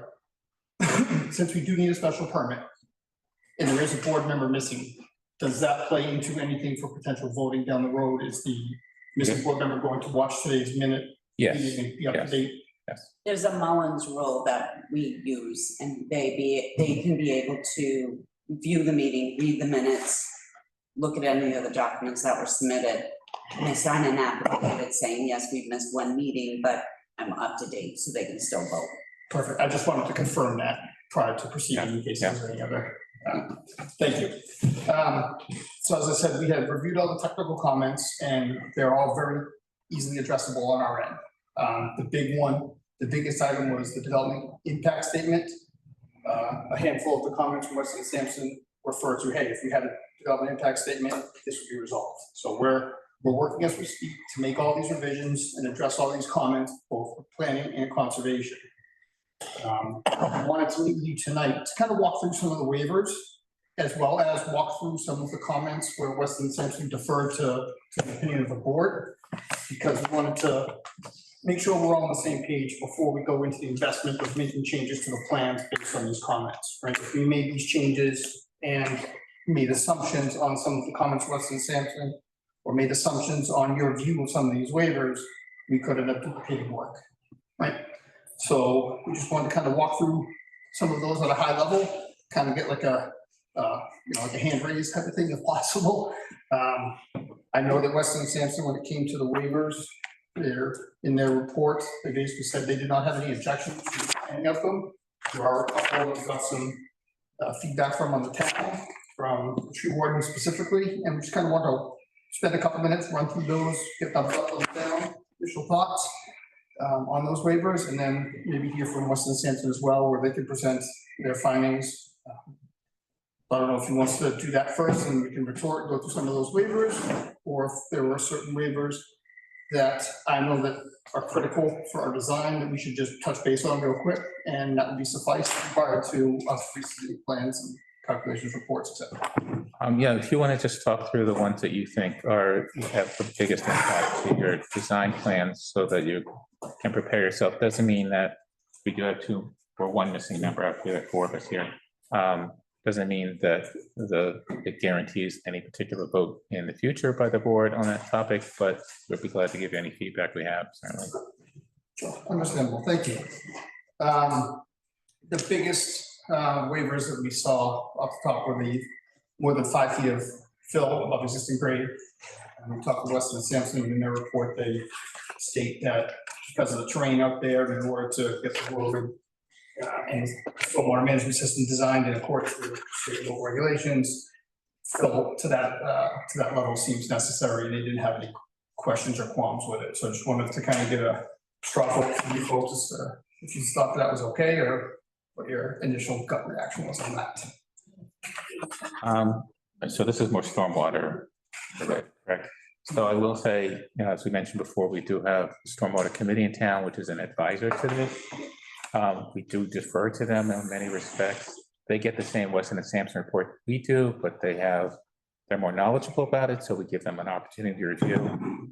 I would say, although we do have 2 members who are join that stormwater committee, we are probably not the most knowledgeable ones on stormwater, which is why we have that advisory group. So I don't know if we can actually give you much feedback. So would we, similar to a couple of the projects ahead of us this evening, would this be for stormwater committee on the 16th in the afternoon? Should receive comments from them for that next meeting as well? That would be, okay. I'm not sure if you're on the stormwater committee agenda. I would double check with them. And make sure. I know that they have they have like 3 reviews for us right now. Right. So depending on the timeline for that. That would be up to their chairman to determine those 3 projects, their chairman, excuse me, their chairman determines the succession order. Oh my gosh, I can't talk tonight. So sorry. I'm trying to keep this a little quick. Have you? A couple of the other items that I'll step away from the stormwater. We have a professional engineer review Right. the plan, and for stormwater, professional engineer myself, we're kind of on the same page with that. One of the big cost items is regarding the setting of rear lot corners and setting of monuments at every front lot corner along the right of way. Typically in more modern subdivisions, because everything is done with computers and your math, the math is all very well laid out in AutoCAD. We generally put bounds at PCs and PTs, right? So you have a straightaway and you put the bounds, and as it curves, you put the bounds, a straightaway, put the bounds. Where we have 26 lots, that's another 30-something points along those right of ways where we need to set bounds, somewhere in the tune of like $1,000 a piece. So adding that additional cost for something that's very easily set by any professional surveyor at this point in time, with GPS and with all the CAD programs that we use, would be simple enough for a property owner down the road. So we're, despite the tree warden's request, we're hoping that might be something that the board might look favorably for our side. You are saying $1,000 per bound? Give or take, once you purchase the granite, dig the hole, set it with a surveyor, backfill with concrete, and do all that work. It's a time-consuming process.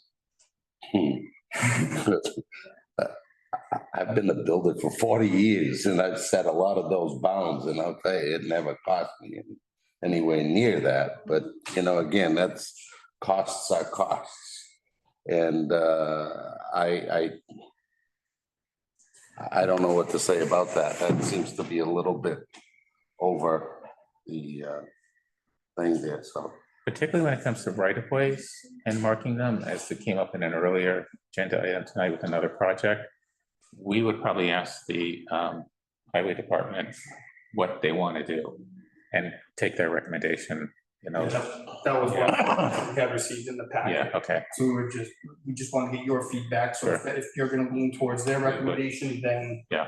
it might as well just cross it off. My view is those bounds are important, Yeah, that people know where their property is and not, you know, it avoids a lot of problems going forward. That's, I don't know if they have to be in granite, they could be in the rebar or something like that. That's, to me, would make no difference as long as something is there for people to know where those things are. that would make sense. If we had granite bounds that show the roadway math and then the iron pins or rebar for the lot corner, so it's a differentiation as well, so it's easier for homeowners and surveyors to tell the difference. I think that's something we can deal with.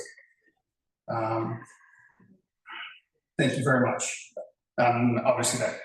Again, it's, I'm just a one vote, so I just want you to know, everybody's gonna have an opinion. Yeah, again, most of these waivers are stormwater related. There were some comments, we got the letter from Jeff regarding certain items in Weston Sampson's letter where they deferred to you as, you know, making these conditions of approval. A lot of them are just simply standard language. Just wanted to make sure there was nothing in there that we missed or that you might want to add. That would be something that we should implement into any revisions on the plans, or if these, you know, these conditions, numbers X, Y, and Z just become a part of your decision, or do you like to see those written on the plans as part of the final plan set? That was kind of part of the questioning as well. Some municipalities like to see conditions of approval right on the plan set, and that way there's no miscommunication, but if conditions of approval are handled on your end in the actual approval document. They are. We're clean with that. yes, we would be doing that as well. If, when we come to the vote, if it's approved, we would put in any conditions of that approval as part of that vote. I think that, I mean, since most of them are stormwater, Jeff did have a follow-up email from about a week ago. You know, saying the applicant has to provide additional information and missing information. Yeah, almost all of that falls into the EIS, which we plan on resubmitting with the updated plans and whatnot to Weston Sampson. So unless there's something else you can think of, I think that the main points were on the stormwater, so I don't know if Weston Sampson would like to give their brief overview or their general findings. I don't know.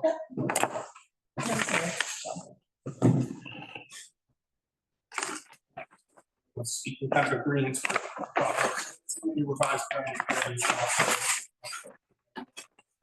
Chat with you folks before we make that next step. Please come here. Oh, there we go. There he is. He's muted though. Can't hear you. Sorry. No, I was waiting for direction from the board regarding it. But I'm happy to give a brief Yes. overview of It was like it. Thank you. Yeah, sorry for the confusion. Hold on just a moment.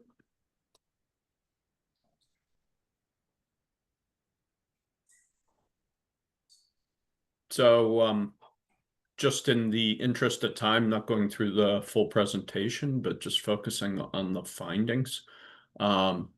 And our findings and recommendations included that the applicant should submit comprehensive narrative justifying the socioeconomic and environmental impacts for the special permit. We understand that you folks are requiring DISs for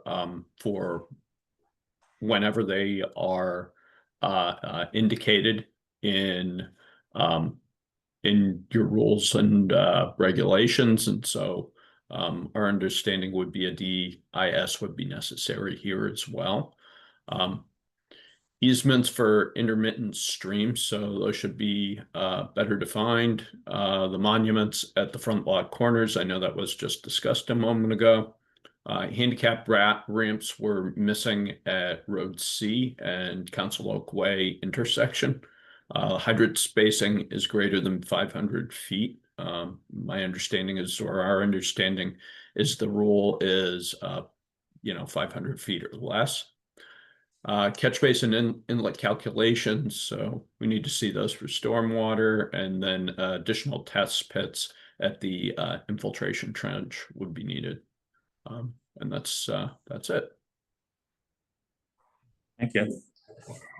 So I did just have one comment, and I know that the chairman, Jeff Cavallo, has the same concern, which is the reason this is a special permit is because it's in an interim wellhead area.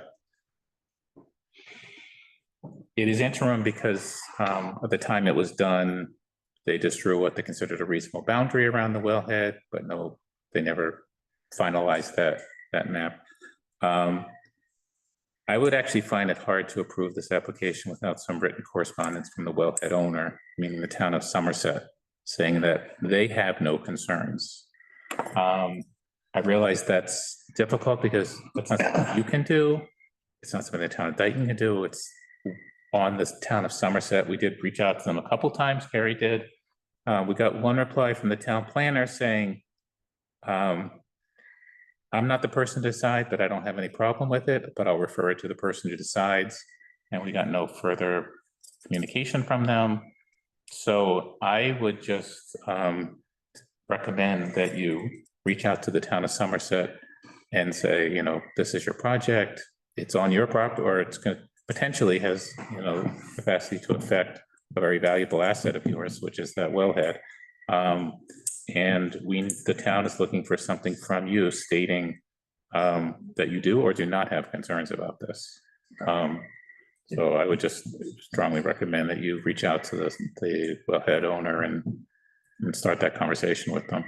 Sure, we can, so to your point, we can only reach out, as many times as we can. Right. If we get a response. Right. Some things to keep in mind just for your reference, because we are on the wellhead, we provided extra treatment to the stormwater, right, to make sure that it's cleaner before it goes into the ground. And the stormwater is basically contained within the site, right? We have two large infiltration basins, which capture the stormwater from the impervious areas, infiltrated back into the ground, thus not the existing wellhead supply. If this was like a Home Depot and the grade was flipped the other way, the property was higher than the road out at Mill Street or Slab, a lot of the water would probably shed off. This site sits the other way around, road to the high point, everything comes down, and we're basically keeping all the runoff on site, so there's no, not quoted, but there's Right. no decrease really in the amount of water being recharged into the aquifer, so. Right. I don't see there being a concern, but we'll do our best to try and get something from them. Okay. Any other comments on the board before we open out to the public? I have a comment. Okay, sure. I just have a comment regarding your question, because hopefully they just look at what we're doing and look at what you just said as far as the grading and stuff, and there's no issue. But if they do draw a concern,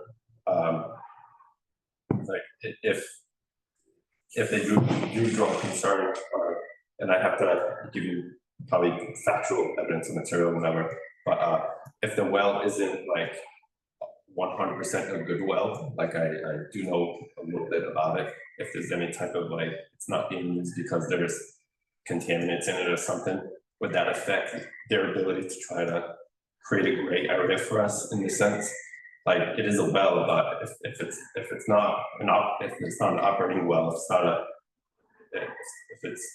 But it's owned by them. yeah. That's, So if I drill a well and I can't use it because there's contaminants in it, why? Then it's not a great well. Why that affect, you know. I can tell you, I Just have, a thought, so I'm not asking for an answer Um, or a comment on it, that's kind of thought, from what I know, it's not being used. It's not being used, again, I don't know how factual it is, but I know that there is something to do with the water itself, it's not, you know, there is some sort of contaminants in the water, you know. just a conversation even within the past week with the superintendent or chairman of the Dayton Water Board. Town of Dayton is interested in purchasing that Yeah, and using it. yeah, I'm aware of that. Yeah. There's a big price negotiation going on, but so it still has definite value. I have no idea about contaminants or any other information. I would say I'd really like to hear something from the town of Somerset as the wellhead owner, you know, what they're thinking. Yeah. And before I could, you know, So are you in negotiation with the town to buy the water? No, at one point, the town was gonna buy my land because I allowed them to drill a bunch of holes, not the town, the water department. The Yeah. water district, I guess, they were actually gonna purchase the land because I allowed them for like almost a year to drill a bunch of holes all over the land, and they did find some adequate water. But, they couldn't, you know, come to a reasonable price, so. That's why I'm moving forward with this. I'd much rather see the use of that land for something like that because it's wet land. And I'm gonna tell you something else, sir. I was at a Board of Health meeting last week. And they were saying that somebody at 1901 Milk Street was pumping sewerage onto your property. 1901 Milk Street. Milk Street. Somebody's septic system was overflowing and they were pumping it off of their property onto your property. That was 1901 Milk Street. 1901. That's right. Well, there's a few. You can watch the meeting on YouTube. Last week's Board of Health meeting. I was appalled by that, just so you know. Well, if the board was aware of that, I mean, then, The Board of Health was aware of that. They were notified. all right, good, so they should be doing something about it. Would think so. Okay. I'm sorry, what was the number? I said it was 1901. I'm pretty sure I recall that. There's a few properties that got lined out of powering a good 50 feet of my land. You know, we had to do some test areas, and I was doing a test there on the side of the. Right, but somebody was actually pumping sewerage off of their property towards your property. Well, I'll have to address that. any other comments regarding the project from the board before we open it to the public? I really don't have Not at any this time. comments at this point. So I'd like to open it up for public comment. I hope they don't live on 1901. No. I know where 1901 is. Is that your house? No, I'm only kidding. John, I'm Pat Dales, 825 Brett Marsh Lane. So I've been sitting here listening and I have real concerns about water in this town. So water, you know, aquifers, you can talk about wells, you can talk about town water, it all comes from the same place. You know, so we keep building and taking away the wetlands, we're not gonna have any water ever. So that's one point. I agree with you. Not you, I probably belongs at conservation, not you guys, but you know, you can hear it. My other point is infrastructure.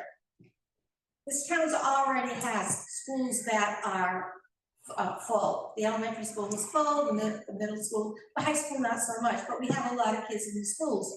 Our infrastructure can't take it. There'll come these fires, and we keep adding houses, and it's not just 26 houses here, it's one house here, it's 17 houses down here. We don't have the infrastructure for it, and it's gonna cost us more money. And the third thing is on Mill Street, that's a straight street. It's a straight shot. And people speed on that street. Where it's gonna come out at the bottom of Mill Street, there's a hill, a rise, and sometimes that's blind. So my question would be, what are you gonna do for the traffic that's coming in and out on Milk Street? You say there's 26 homes, one car, double that, everyone has 2 cars. So you have 2 cars going in and out. Some will go that way, some will go Council Oak. And the way those cars speed on the road, you know, that hill, sometimes you can't see them. if you're coming out, if you're gonna come out where you're building, you're not gonna see them. So that's my concern for traffic. All those people live on Dayton Woods Circle, they go speeding by your house every day. They do, and I have a short little road. which is Right. speeding by, yeah. But we can't stop progress, right? We can't stop every developer coming in here. We only can follow the rules and regulations. Listen, And our hands are tied sometimes. I know it. We have to approve some of these things because the law says we have to, But I think you know? realizing what the complaints are and the concerns, you can do it intelligently. Well, yeah, within the law though. That's the hard part, Pat. That's the hard part. Believe me, I wouldn't approve any of it, but I have to sometimes. Right, you know me. And I'm not for waivers, so. And I think Dayton does do a great job in protecting the wetlands and stuff. Some of the restrictions, the 200, the 100, they're a lot more strict than most towns around. Which is good. So the concerns that you're addressing are being addressed on the plan. And I don't always know if mitigating it, and rebuilding the wetlands is the solution, That doesn't make sense to me, leave it alone, build around it, I don't know. I just had to voice my concerns. Well, Thank no you. one is allowed to build on wetlands. You have to stay 100 feet away from certain wetlands. Well, but sometimes they let them replicate them. They're replicating it. Yeah, I don't like that. To set roads in and things like that, but not to put a structure on it. That's, I know someone who's in, building this stuff and is, you can do it almost anywhere, Mm. so.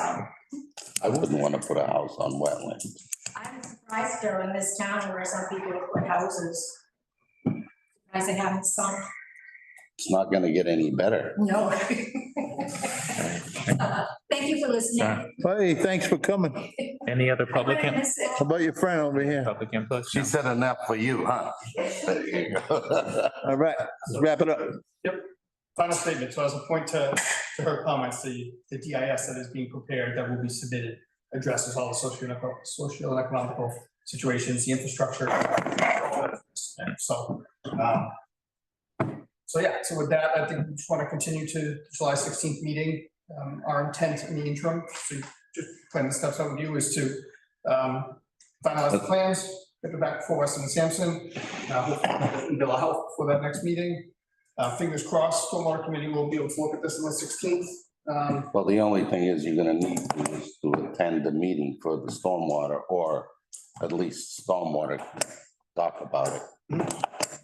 Give us the feedback from Right. them. That's the only way. If you don't get in the stormwater, no sense in coming before us.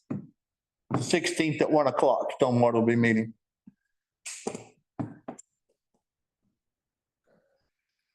I don't know what their agenda is like, right? That's gonna be the first one call tomorrow morning. I'm gonna see the Yeah, office. that's gonna be. Okay. Right. But So the stormwater aside, any back and forth with Weston and Sampson, you feel that July 16th is not too soon for you? In other words. Okay, good. There's no way. Okay, all right. Any other questions from the board? No? I'd entertain a motion to continue this until July 16th. So move. Second, All right, you have a motion and a second. All in favor? Aye. Aye. Motion approved. Thank you. Thank you Thank very you. much for your time tonight. Well, It's very helpful. The next item is approval of meeting minutes for May 21st, 2025. I did get a chance to review them as well as the chairman. Did not see any issues. Anybody want to make a motion to approve the Yeah, minutes? make a motion to approve the minutes of May 21st, 2025. I will second that. All in favor? Aye. Motion carries. Any correspondence, Carrie? Any correspondence? No? Any additional public input? No? We have a motion for adjournment? I'll make that motion. Second. Motion to adjourn? All Hey, in favor? Woody. All in favor? Hey.